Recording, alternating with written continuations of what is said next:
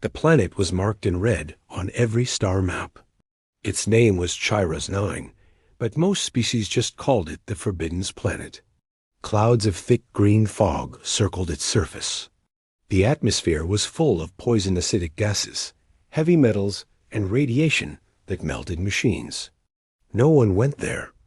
No one returned from their dot until one day. A human ship arrived dot. It was small, black, and silent. No banners. No warnings. It dropped through the clouds without broadcasting any message. Alien stations nearby saw the ship vanish. Inside the green fog, and they waited for it to crash or melt. But it DIDN single quotes T dot instead. It sent back one word. Landed. At the Galactic Council base orbiting a nearby moon, alarms began to ring. Ambassadors of many species gathered quickly. The large holoscreen showed live footage from a hidden spy drone near the planet. A group of humans had stepped out of the ship. They wore no suits, no helmets. Just simple armor and backpacks. What are they doing? Whispered an alien from the tall Vorex species, its skin turning pale with fear. They'll die in seconds, said another voice. That atmosphere is pure death. But the humans didn't die. They walked slowly across the rocky land. Green fog swirled around them. One of them took a deep breath, stretched his arms, and laughed. They're breathing it? A shocked ambassador said, stepping forward. The room went silent. Everyone stared at the screen. Another human knelt down and touched the soil. Smoke rose from his fingers, but he didn't flinch. Instead, he collected a sample in a vial and clipped it to his belt. The camera zoomed in. One of the humans turned to look directly at the drone. He raised a hand. His eyes glowed faintly. Was it a trick of the toxic air? Then the drone's feed cut out. Just static. The council room exploded into chaos. This is unnatural. No one can survive that world. It's a lie, maybe a trick. One older ambassador stood slowly. He was from the Mercan race, a wise and ancient species that had seen many wars. His voice was low, but it made everyone quiet. There are old stories, he said, about humans trained in places no one else can live. They called them poison breathers. Someone laughed nervously. That's a myth, is it? The elder said, staring at the blank screen. Because that was not myth. Across the galaxy, the news spread like wildfire. Humans survived the Forbidden Planet. Every data feed, every report, every military intel update carried the same warning. Earth has sent elite forces into the most dangerous place known, and they are thriving. Back on Chiros 9, the human team was moving deeper into the terrain. Their leader, a tall man with scarred hands, spoke softly into his wrist communicator. Command, base camp established. Environment stable.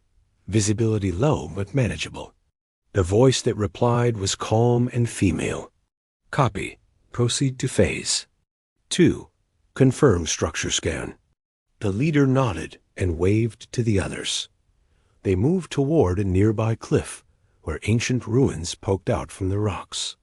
No other species had ever reached this far. But the humans were not just exploring. They were searching. One of the team members, a woman with dark eyes and a scanner on her wrist, froze. Captain, she said, I'm picking up strange energy under the surface. It's old, very old. Mark it. We dig at dawn, he replied. Suddenly, the ground shook. Everyone stopped. Something deep underground let out a low, rumbling noise. A pulse of energy passed through the fog like a silent wave. The captain looked at the others. Whatever's down there? It's waking up. The fog thickened. Distant lightning flashed in green skies. No one knew yet what the humans had found on CHYROs-9. But the galaxy was already afraid. Because if humans could breathe poison, what else could they do? The footage from Chiros 9 lasted only a few minutes. It was enough to shake the galaxy. By the time the Galactic Council tried to block the transmission, it was too late. Every corner of space had seen it. Videos were uploaded to private networks. Soldiers, scientists, and civilians across star systems were talking about the humans who breathed poison and smiled. The whispers began with confusion, then curiosity, then fear. On a floating research station in Sector 14, an alien scientist watched the loop again. Impossible, she whispered, rewinding the moment the human touched the soil. This chemical burns through armor. They should be ash. Her assistant leaned closer. Do you think it's real? She didn't answer. Instead, she opened a secure file Project Ember and began typing a report. Subject: human immunity to multi-layered toxic environments is not only real, it's evolving. On the other side of the galaxy, in a cold, black warship orbiting the Grask moons, General Takar of the Kern Dominion slammed his fist on the screen. They are claiming that human soft, oxygen breathers can survive a world we classified as untouchable? Lies. A younger officer spoke carefully. Our spy drone was destroyed after confirming the visual. No defense systems. The planet itself melted the drone. Then how are they alive? The officer hesitated. We believe they adapted. Takar's eyes narrowed. Find out how, and prepare the toxin bombs. Let's see how long they can breathe when death rains from above. Meanwhile, back on Chiros 9, the human team was busy. The green fog now moved like a living thing. It curled around. Then, but never entered their lungs the wrong way. Their breathing masks remained clipped to their sides unused. Captain Dale checked the scanner on his wrist. Still no activity from the ruins? The woman beside him, Mira, nodded. Nothing yet, but the energy signature is stronger today. It's pulsing, almost like it knows we're here. Another team member called out, Sir, I've found carvings. Symbols? It looked like a warning. Dale walked over. On the side of a dark stone wall were deep cuts forming strange shapes. Mira scanned them. Language predates Galactic Common, she said slowly. It's ancient. I can only translate a few words. Read them, Dale ordered. She blinked. This planet is cursed. They came from the sky. We sealed them under fire. Do not wake them. For a moment, silence fell over the group. The poison fog blew gently through the ruins. Dale finally spoke. Too late for that. Above Chiros 9, another alien vessel tried to scan the human camp. A quiet drone slipped through the fog, silent and fast. Inside the drone's cockpit, a Varn scout named Yilu watched the heat signatures on the screen. There they are, 8 humans. I see them. He zoomed in. The humans were eating lunch. One of them lifted a canister to his mouth and drank from it. Why? Yilu stared. The liquid glowed faintly green. No. He's drinking the poison? The drone system suddenly beeped. Warning. Contamination detected. Before Yilu could react, the screen went white. The drone's outer shell corroded in seconds. A final image flashed one human looking directly at the sky, as if staring straight at the drone. Then, silence. Yilu's ship turned back, but he couldn't sleep that night. His last thought before he closed his eyes was a single word echoing. In his head, poison breathers. The council met again, this time behind closed doors. Representatives argued. Some demanded war. Others demanded research. A few wanted to open talks with Earth directly, but Earth had gone silent. No replies. No messages. No warnings. An old ambassador from the Drell species, known for his calm thinking, cleared his throat. We are reacting out of fear, he said. We fear what we don't understand. But let me ask, why did Earth choose that planet? What are they looking for? No one had an answer. That night, across hundreds of worlds, Whispers continued. What did the humans find on Chiro's 9? And why were they not afraid?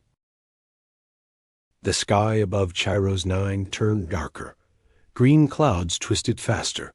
Lightning flashed in silence, and the toxic winds howled through the jagged cliffs. Deep beneath the surface, the ancient structure pulsed with life faint but growing. The human team at the ruins worked silently, but they all felt it. Something was changing. Captain Dale stood at the edge of the excavation site, watching Mira connect scanning equipment to the stone floor. It's alive, she whispered. Not the structure something. Under it, something that's waiting. He didn't answer. His eyes were locked on the sky. He could feel it 2 far above. In orbit, the Kern Dominion had made its decision. General Takar stood before the command deck, watching his fleet of 20 black cruisers align above the planet. They survived the poison, he growled. Let's see how they like fire. Each cruiser carried toxin bombs engineered to spread across atmospheres and burn anything biological. They were outlawed by the Council, but the Kern never followed rules. A single drop could melt through bone. A full strike could turn an entire region into acid dust. Launch all bombs. Burn the humans off that cursed world, Takar ordered. One by one, fireballs streaked toward the planet. On Chiro's 9, alarms screamed from the humans' outpost. A watchman on the ridge pointed to the sky. Incoming, multiple warheads. 20. Confirmed. The crew moved fast. No panic, just precision. Mira sealed the scanners. Others rushed back to the main camp. Captain Dale stood still. They think they can kill us with poison, he said softly.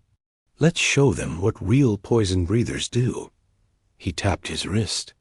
A hidden panel on the cliffside clicked open, revealing heavy shields coated with Earth-developed toxin-neutral armor, the kind that could hold against acid storms.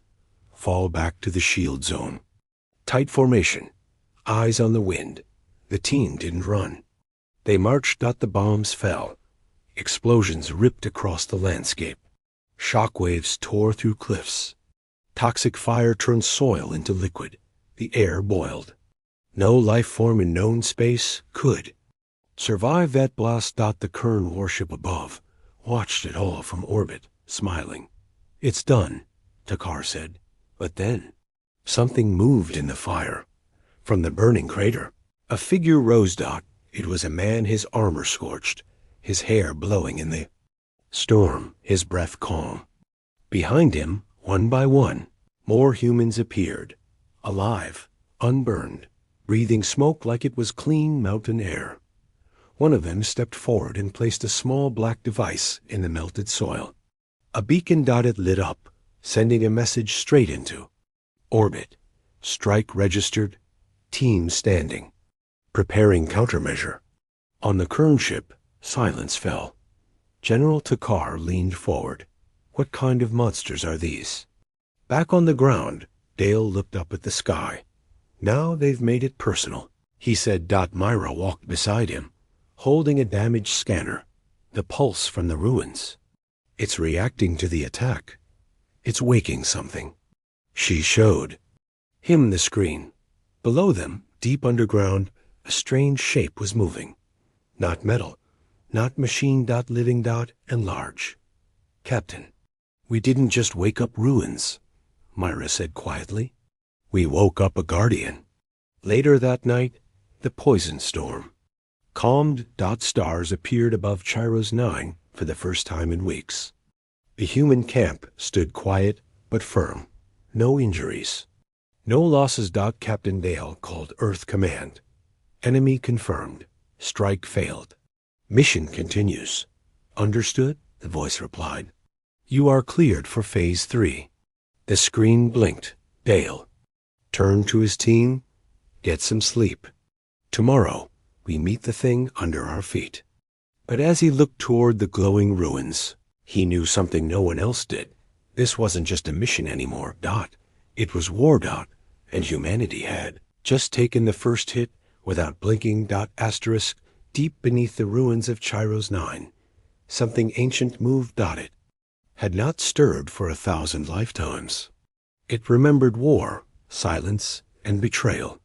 And now, thanks to a few strange creatures walking the surface, it was awake again. Above ground, the human team stood near the center of the ruins. The ground vibrated under their boots. Captain Dale looked down at the scanner on Myra's wrist. Movement. 30 meters beneath us, she said quietly. It's not metal, not natural, but it's alive. Ale gave a nod. Then we're not just explorers anymore. We're witnesses. That morning, Earth Command sent a secure file to Dale's wristpad. It was labeled Phase 3 Authorization, Project Venomwalk. The file was marked level black. Only elite soldiers, those trained under Earth's most dangerous survival program, had access. Dale read the first line, and his face turned hard. Myra leaned closer. Sir, what is Project Venomwalk? Dale closed the file and looked up. It's what made us. Years ago, Earth had seen what was coming. The galaxy was growing crowded. Peace was breaking. Resources were fought over in shadows. Earth knew one truth. It wouldn't survive unless it became untouchable. So they created the poison breathers, men and women trained in death zones, volcano tunnels, acid lakes, radiation storms. Their lungs were modified.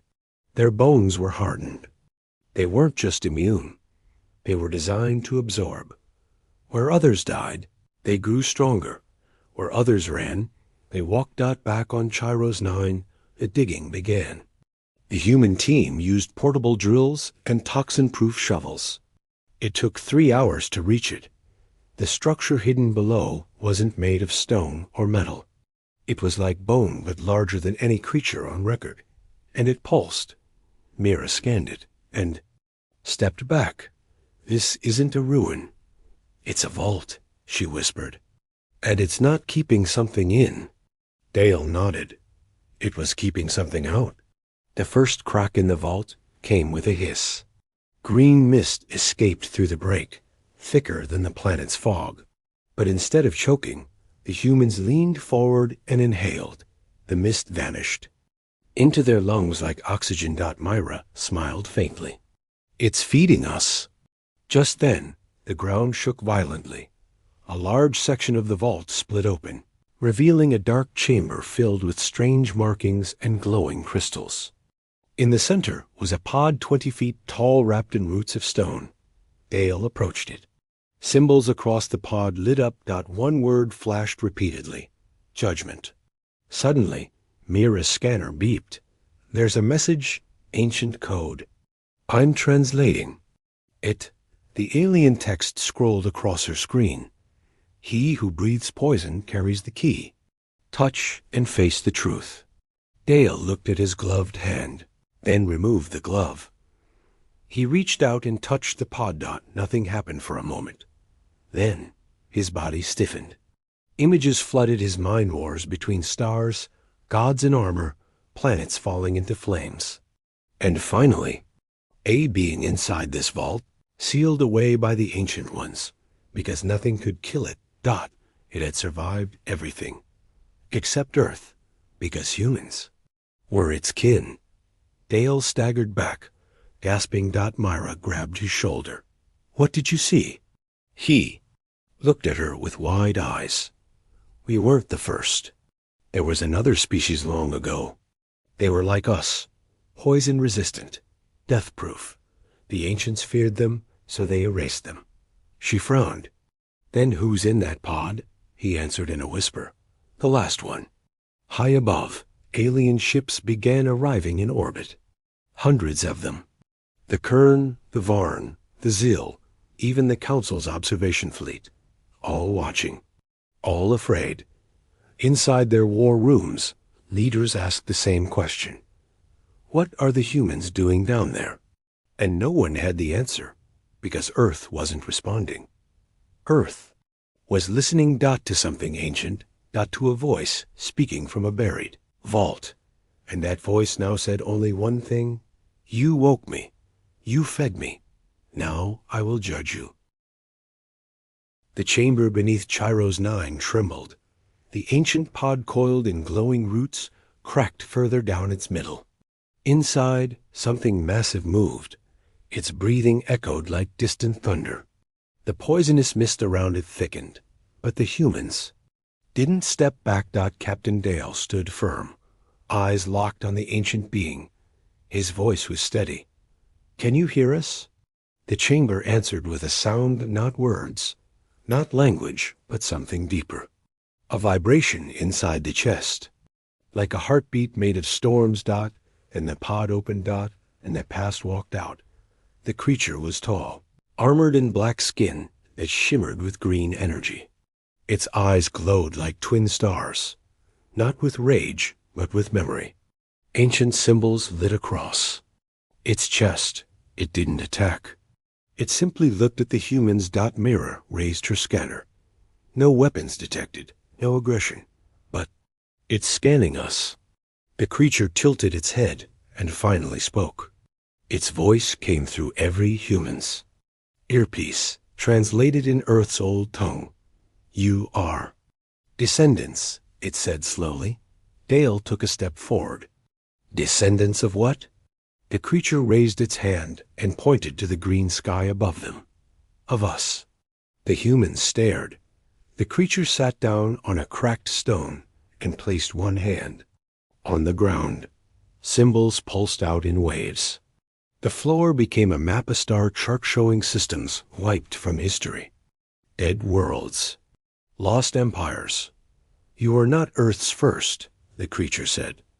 We were like you, made to survive. Poisoned air was our breath.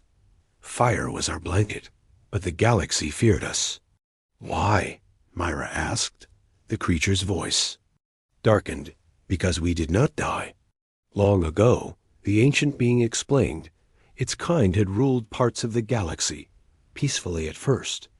But others grew afraid of their strength, afraid that nothing could stop them. So the galaxy united. The council was born not as peacekeepers, but as executioners. They rained fire and toxin bombs on their worlds, but the poison made them stronger. In the end, the council used Forbidden's tech. They didn't fight their bodies. They erased their existence, locked them in vaults beneath cursed planets like CHYROs-9. All but one. The last of them, this one, the one now sitting before humanity. Captain Dale spoke slowly. Why did you wake now? The creature's eyes glowed brighter. Because you called me. It pointed to Dale's arm, where the Earth insignia blinked on his wristpad. You carry our blood. Not by chance. Your kind was shaped, just as we were. The poison world didn't kill you. It welcomed you. Because it remembers. Myra swallowed hard. Then why were we sent here? Because your leaders know, the creature said. Your Earth remembers more than it tells. The galaxy thinks you are rising, but you, like me, are returning. Above, in orbit, panic spread. Alien warships detected energy pulses rising from the surface. They didn't match any known weapon. A quiet alert spread through military channels. Chiro's 9 anomaly has awakened something we can't classify.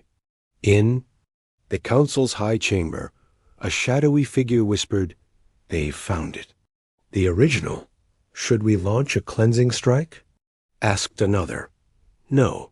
If we provoke them now, Earth might show us what it really is. Back underground, the creature stood up. You opened my prison, it said. But unlocking me comes with a price. Dale didn't flinch. We're ready to face it. The creature looked at him with something close to respect. Then come. There is more buried beneath this world. And if you truly carry our strength, you must see it with your own eyes. As they moved deeper into the glowing tunnels, the walls began to shift alive with memory, lit by power untouched for millennia. Myra whispered, This isn't a planet. It's a graveyard. No, Dale said, his voice hollow. It's a warning. In the distance, something enormous stirred Dot, buried beyond the vault. Was not just knowledge, not just history. Dot, it was the real weapon, and only the poison breathers could reach it, because only they were part of what came before, and maybe what was coming again. Asterisk above Chiros 9, space filled with warships. Hundreds of alien vessels from across the galaxy formed, a silent ring around the planet. Their weapons were armed, shields active. Their commanders stared at the cursed world below, waiting. No one fired. Not yet. They were all watching, because deep in the toxic green clouds, something impossible was happening. Inside the planet, beneath stone and poison, the humans walked beside the ancient being. They passed glowing walls, carved with symbols older than known time. The tunnels opened into a massive chamber. It wasn't natural. It wasn't built by hand. It was grown. From the ceiling hung large pods, half stone, half bone, each one bigger than a transport ship. Myra's voice shook. Are those ships? The Ancient One stepped forward, placing a hand on one of the pods. It pulsed with life.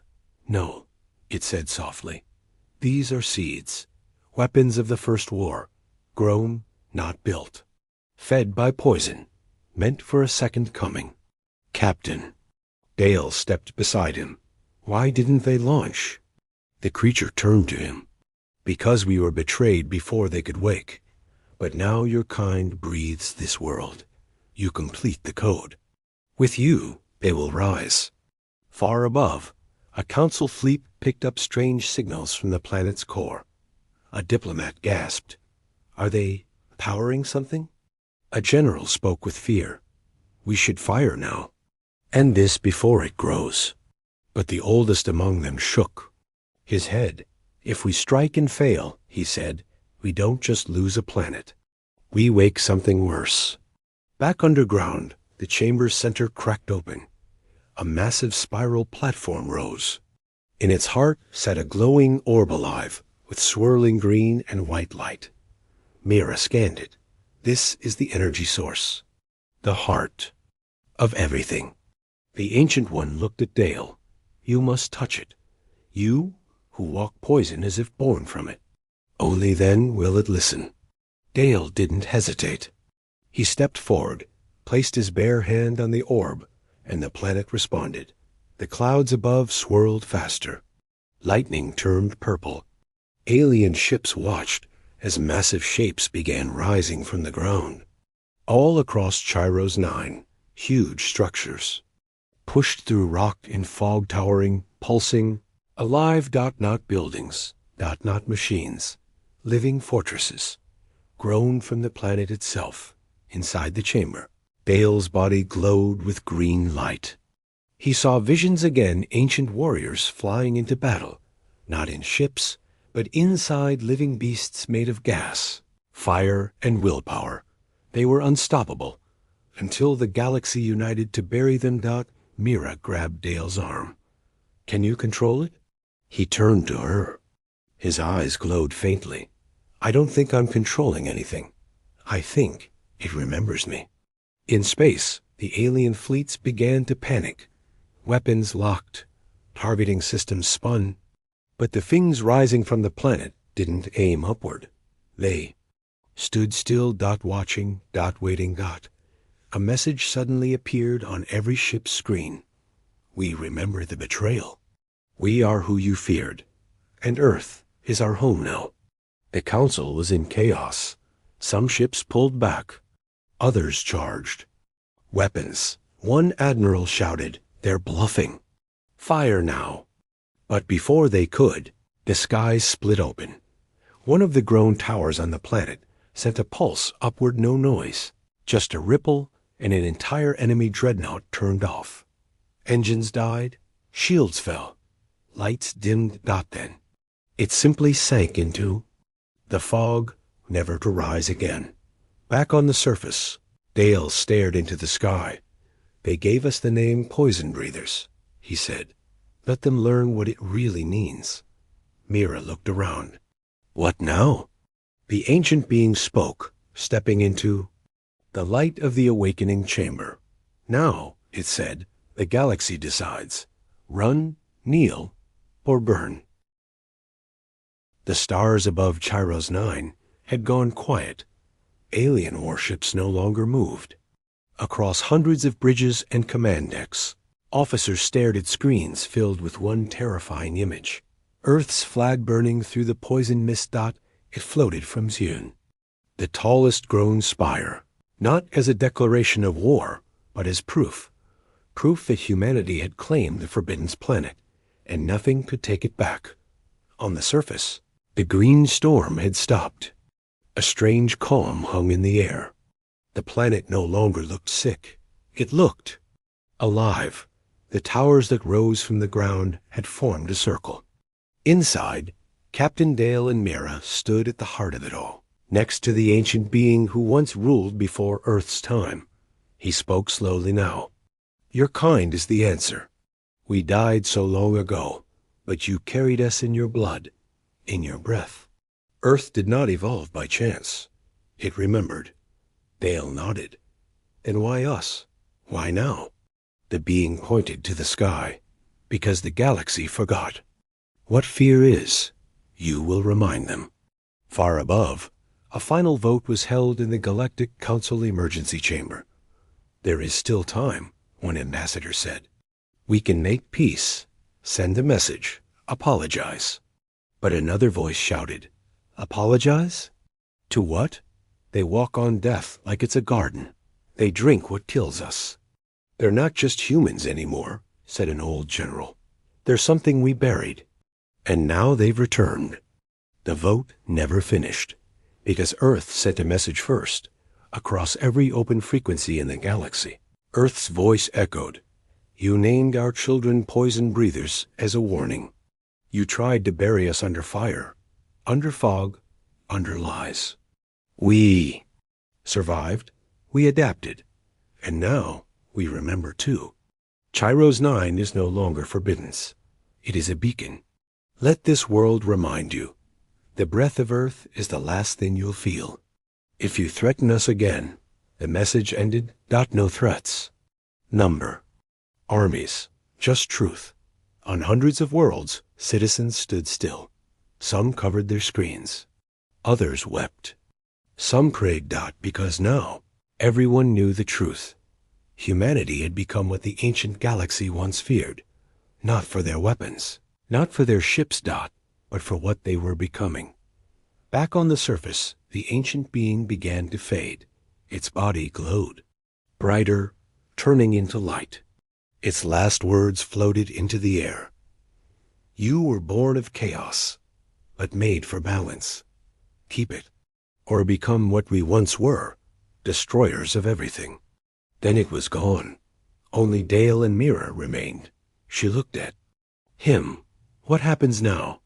He looked out over the horizon, where other planets twinkled in the sky. We go home, he said, and then, we prepare. Because now the galaxy knows. He raised a piece of Earth's flag and planted it into the living soil. They feared. U.S. before. Now they understand why.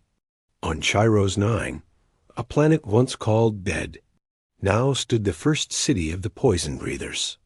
Asterisk,